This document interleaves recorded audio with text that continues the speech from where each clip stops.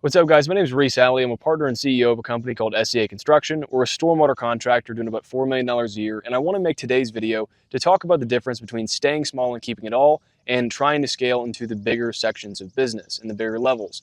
Now, I will say that scale is a very perspective thing. I just got out of a leadership meeting with a mentor of mine that has a $55 million company. They're doing fantastic, but they're also 25 years old. And we're doing about $4 million a year, but we're only about 10 years old and really only started trying to scale in the last handful of years. I came from nothing. I started cutting grass and then got into drainage and then got into the heavier construction side of things and the commercial side. And again, this is prevalent to residential, commercial. It doesn't really matter which section you're in. But if you're a small business owner and you're trying to make this decision like so many people are, you really just have to measure up what's valuable to you. On the bigger side of business, and again, when I was in that leadership meeting with a $55 million company, they still call themselves a small business because in the scheme of things, compared to D.R. Horton and major companies that are doing $1 billion a year, they are small. But it's all perspective. He owns 100% of that company. It's a fantastic organization, and he makes a very, very good living. But it's also 25 years old. You can have a small business that's 25 years old that never got past $500,000, but you might be making $100,000 a year, $200,000 a year.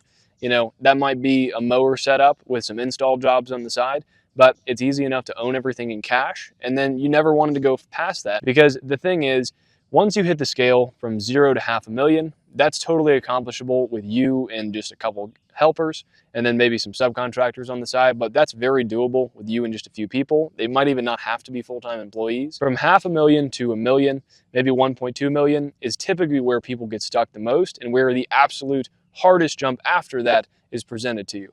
And I have made that jump, but I've got a lot of friends that are in that $500,000 to $1.2 million range where they're kind of maxed out. They have a, if it's install, that might be 2 crews or 3 crews.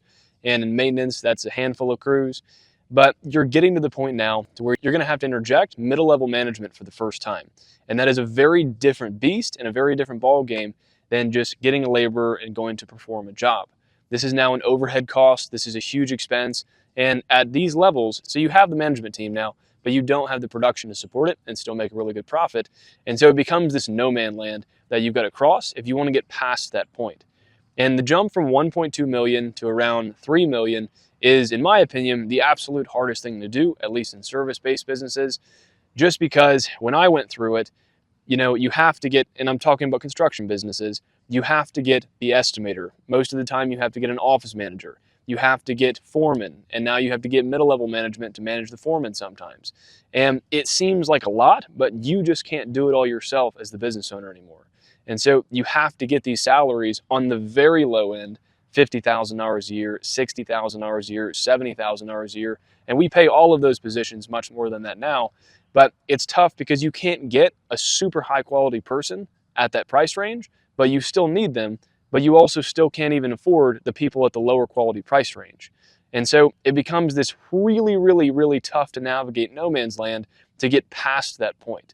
And again, there are different struggles that we haven't faced yet that we're now learning to face, where the individual that we're mentoring with the very large company, he's talking about all these things and all of the middle level management, upper level management, and corporate structure that starts to come into the business early on. It's so important, and having somebody that knows what they're talking about is a big deal. But again, I do want to drive home the fact that scaling might not be the best thing for you. I feel like the only reason that I was able to do that, and I am quite young myself, was I didn't have a wife, I didn't have kids, and when I was in high school, I lived with my parents until I moved out, after graduating. But I could take a lot of risks, and to be honest, if I lost everything, which I did almost twice, I did once, and almost the second time, I didn't have anything I had to be responsible for. If you are in a position where you have a small business, and you have kids, and you have a wife, and you have a mortgage, and you have all these liabilities and responsibilities, then if you're making $500,000 a year, or you're making $1 million a year, and let's say you're profiting 100 grand or 200 grand off that, but you get to work for yourself and you enjoy what you do, then maybe scaling's not the best thing for you. I mean, to be honest, I don't think it's a really good decision if you're in that position, unless you want to grow very, very slow, which is, again, a great choice as well.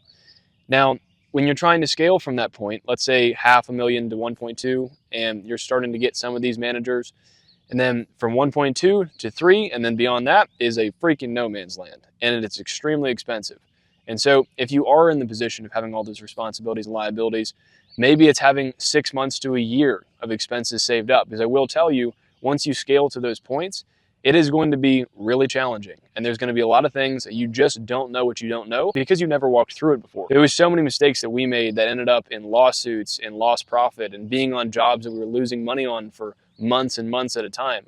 And, our core values is diligence, integrity, the golden rule. And, by God, we finished those jobs without upcharging the customer, because at the end of the day, it was our fault.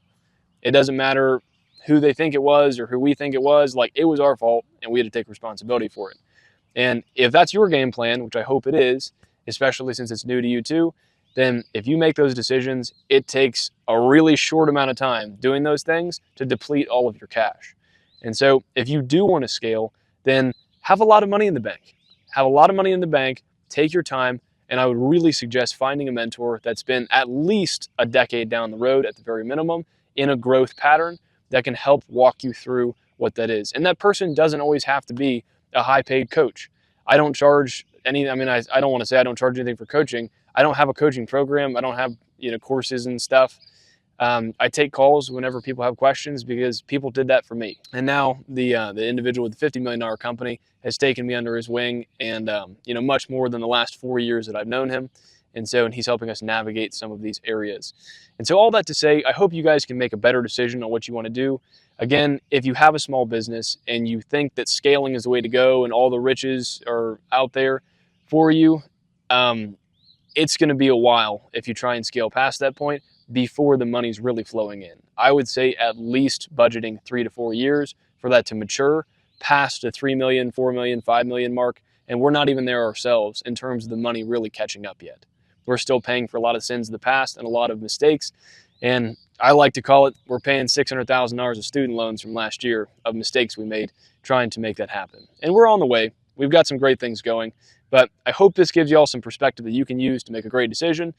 And if you guys have any questions, comments, or concerns, please put them in the comments below, and I'll do my best to answer. And as always, hit the subscribe button, and I'll see you guys in the next one.